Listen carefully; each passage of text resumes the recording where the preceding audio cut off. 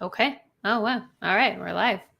Well, I'm going to post this on my Instagram. So, in the meantime, hello. I am Jada. I am a 25-year-old DSCR specialist, and I'm here to talk about DSCR loans. I have not been doing lives. So, yes, bear with me. This is going to be online forever, but yeah, it is what it is. Join on Instagram. Join the live, pals. All right, cool. Oh, that didn't work. All right, one more time. Hopefully I can cut this out. Join the live, pals.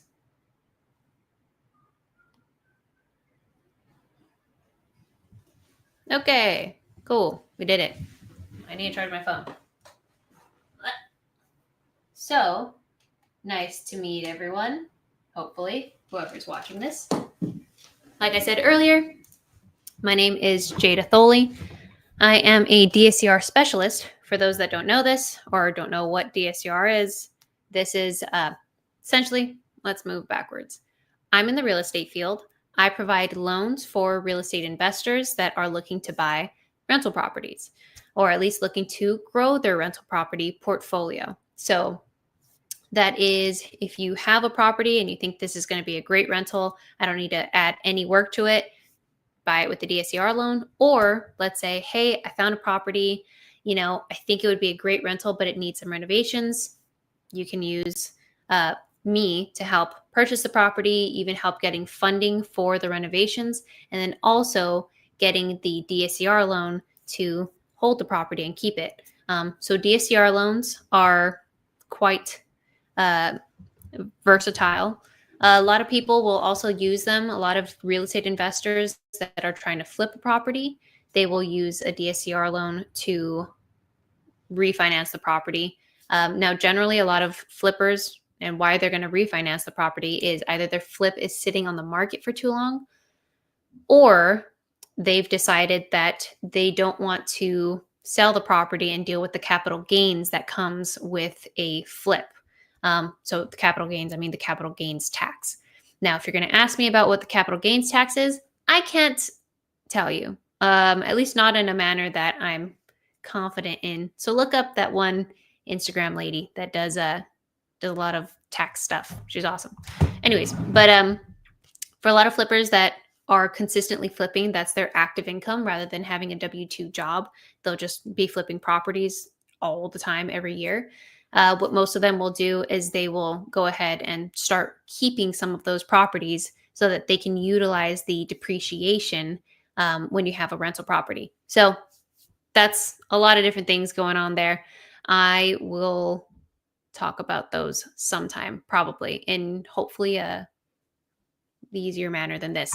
But anyways, I want to get the info out, and so that's what we're going to do. So I'm going to share my screen as well. We're going to do this. Share screen. Hey, there we go. All right, cool. So, all right. So what is a DSCR loan? Let's write that out. DSCR loan. Cool.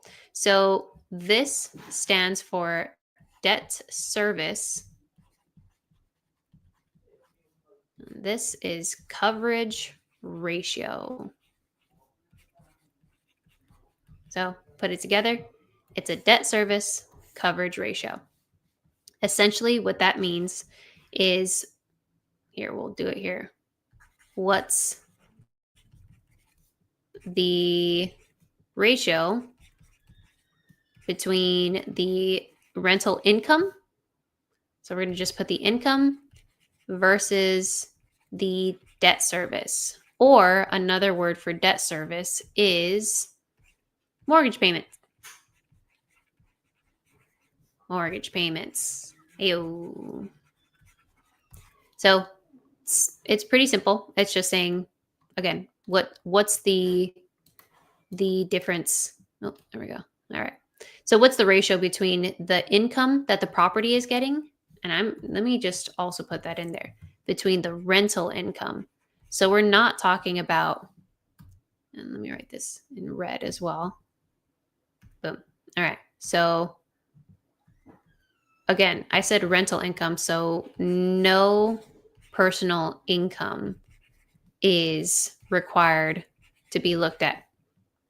No personal income for this loan. So this loan is going to be based off of the rental income of a property to be qualified for rather than your personal income. So that means no tax returns and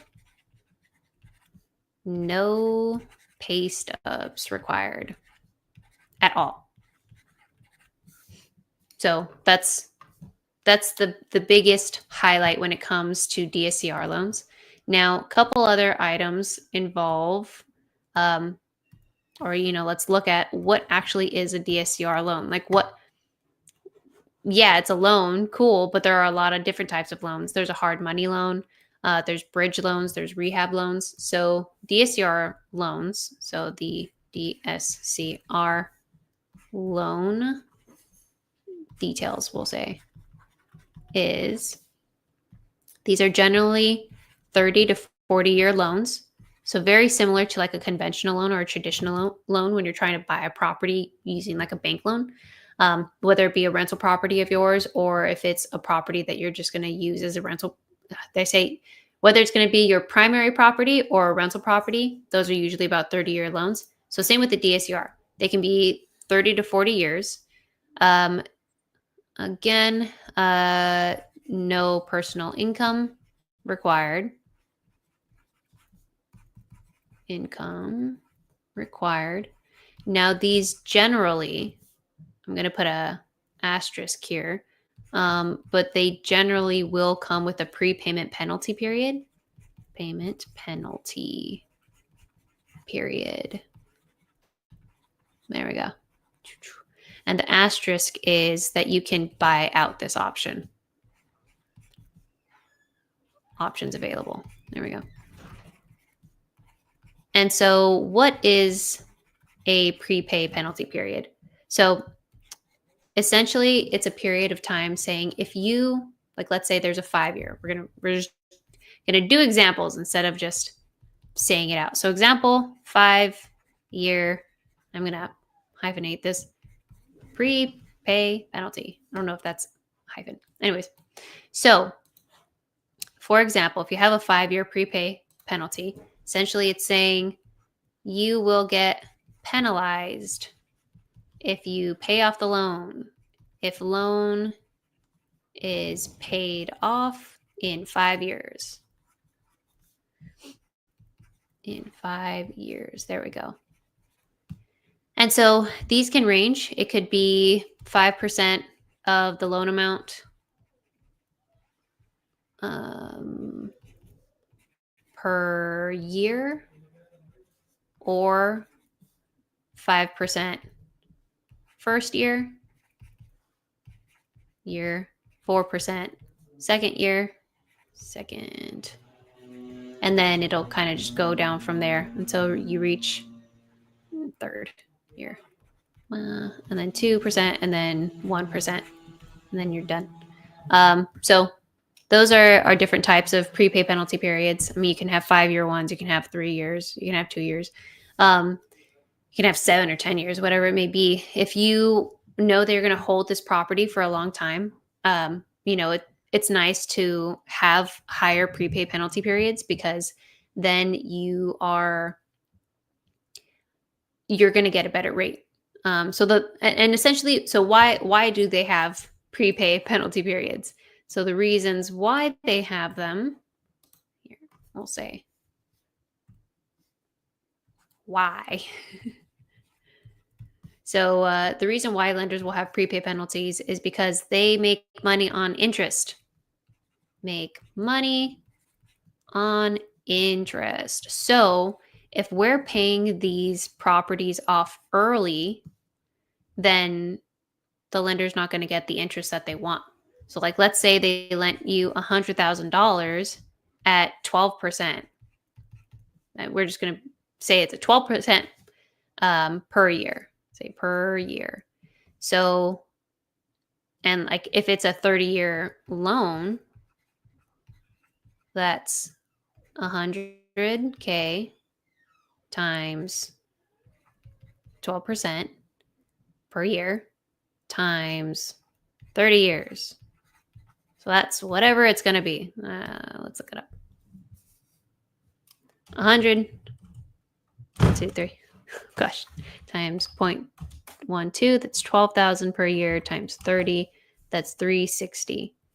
Granted, if any of this math is wrong, I've been working all day. Cut me some slack and just let me know. Put it in the comments. So that's 300K that they're banking on. The lender is banking on getting. If you pay this loan off early, let's say you pay it off in the first year times 1 year, that's only going to be $12,000 in interest that they're getting. So they're $300,000 off. And that's why they want the prepay penalty, because they want to make sure that they're not just giving their money out. Yeah, they want to make money. So what's 5% of 100,000? Anyways, so you know what 5% of it? It's 5,000. But yeah, they want to make sure that they're going to get this money. This is not how they do things. I just wanted to give a quick example.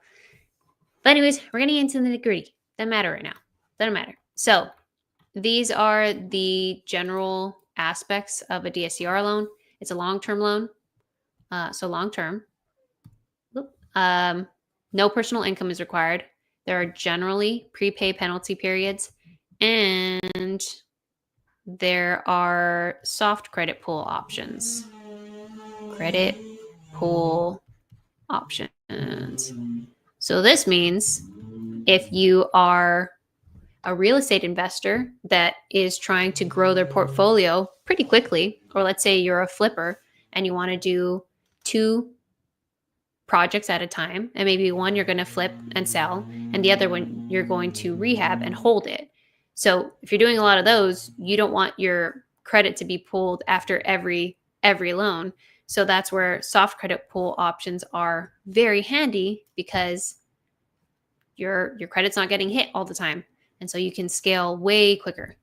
Yeah, let's move on. So these are the basic-ish details of DSCR. Now, as my wonderful assistant Teddy would say, there's a lot of nuance that goes into things. So a lot of nuance that goes into DSCR loans. For instance, qualifications. Let's talk about that. I want a different color just because it's fun. All right, so let's go here for qualifications. Whoop. All right, so qualifications. So how do you qualify for these loans? If they don't need my personal income, it must be super crazy in order to actually get these loans and utilize them to buy real estate. No, not that crazy. So one, I would say my preferred minimum credit score is 680. I'm going to say 680 FICO minimum. Now, actually, it can be 600 plus FICO. And actually, it can even be in the 500s sometimes. So I'm going to write that in. Now, why I say 680 is my preferred score is because that's where you're going to get not the best rates. The best rates are for like 800 FICOs. But if you're at 680, you're generally going to have more lenders that you can work with. We have a lot of lenders that their minimum is 680. We have some lenders where their minimum is 600. Granted, in these cases, you're just going to get a way lower loan to value. So I'm going to write that here, loan to value. So essentially, this is just the value of the property, how much they're willing to give you a loan on it. So for example, if a property is worth $100,000, I'm going to say 100K value, and the LTV is 80%. That means that the loan is 80K. So that's a basic weighted. explain what loan to value is. It's essentially the percentage of the value, or percentage of the loan, percentage of the value that you're getting for the loan. I think that was right. This is the first live stream. We do what we can. Anyways, so 600, 500s to 680 or 679, you're just going to get lower LTVs. The rates are going to be higher, rates higher. And so there's just you can get them, you can get the loans, but generally they're just going to be kind of wacky and not the best terms. So that's why I kind of tell people just go for 680 if you can, do it. So 680 credit score. Enough of that. Citizenship. Do I have to be a U.S. citizen in order to get these loans? No. So you can be a U.S. citizen. There. You can be a permanent resident. So people that have their green cards, you're good. You can be a non-permanent resident. Non-perm. Resident. And you can also be, let's just move ourselves down here. You can also be a foreign national. So you don't have to even live in the United States or be a citizen or anything. You can totally live abroad and buy property here. So those options are available for literally, so this means almost anyone.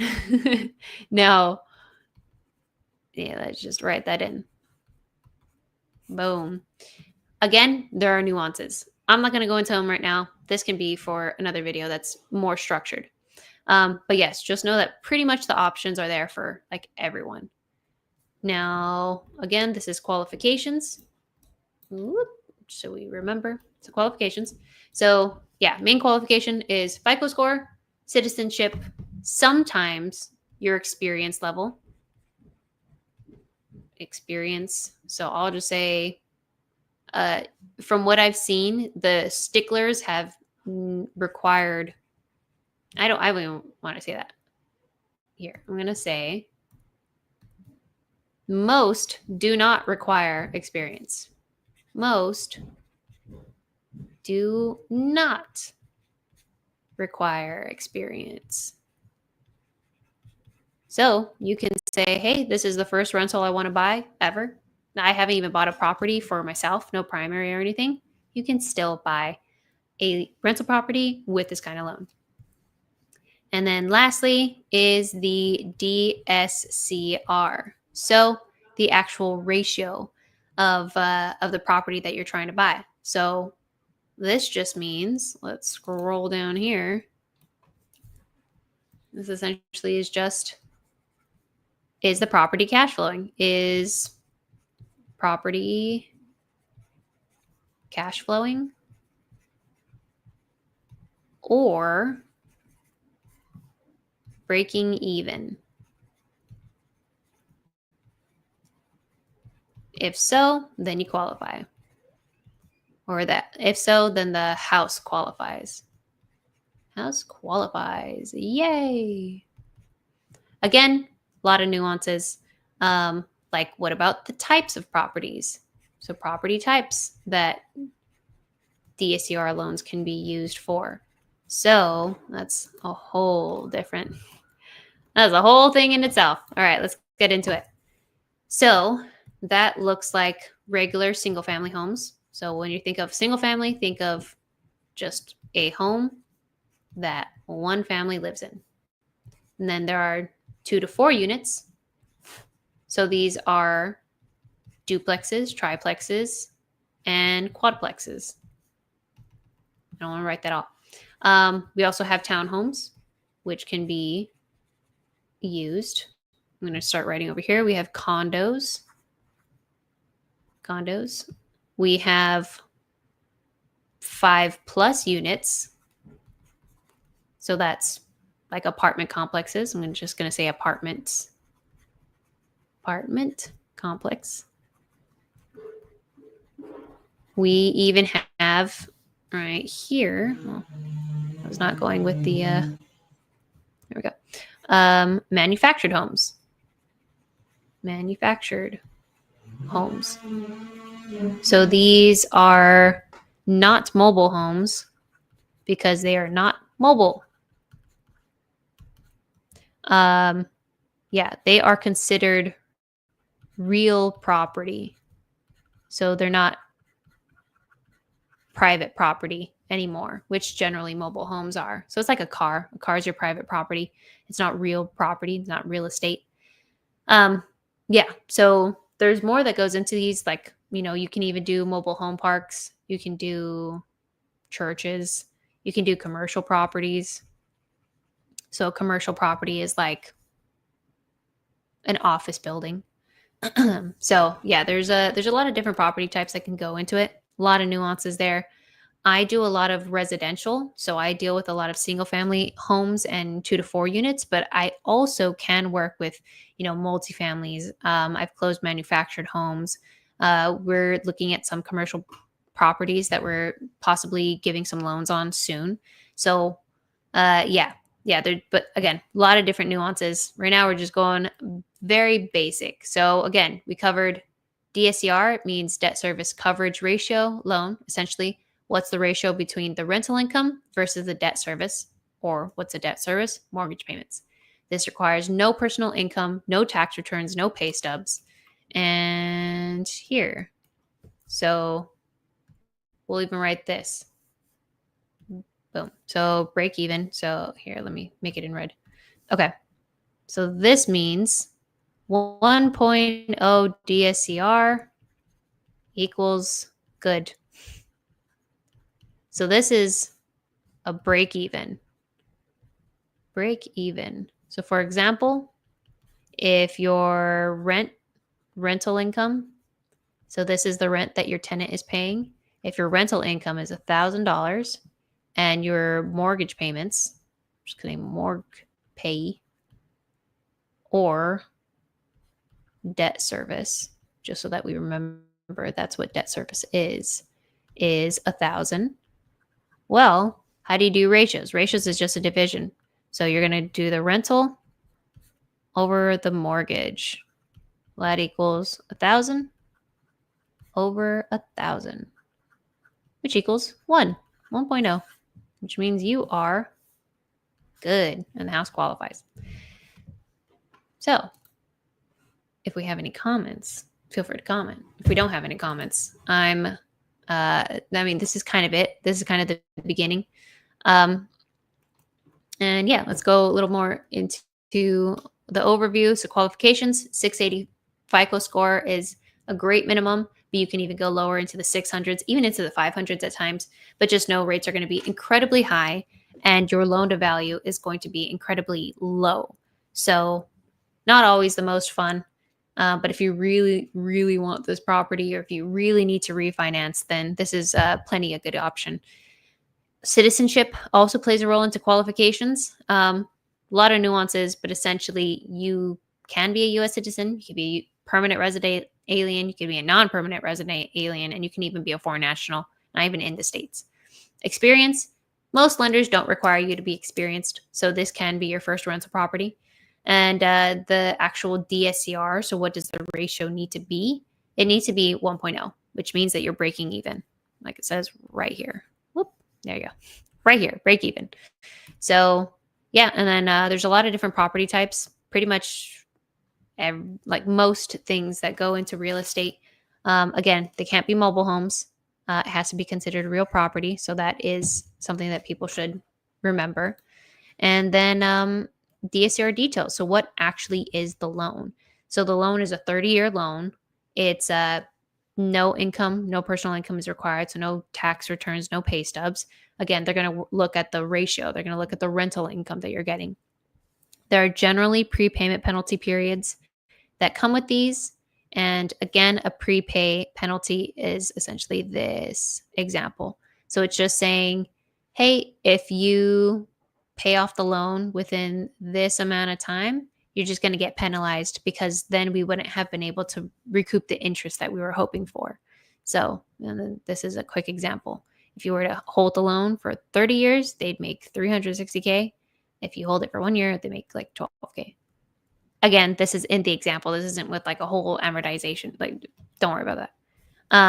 And then also there are soft credit pull options with this loan. So if you don't want to get your credit hit all the time with a hard pull, like you usually do when you're doing a conventional loan or even buying a car with a car loan, or like almost anything, getting a new credit card, this is a great option.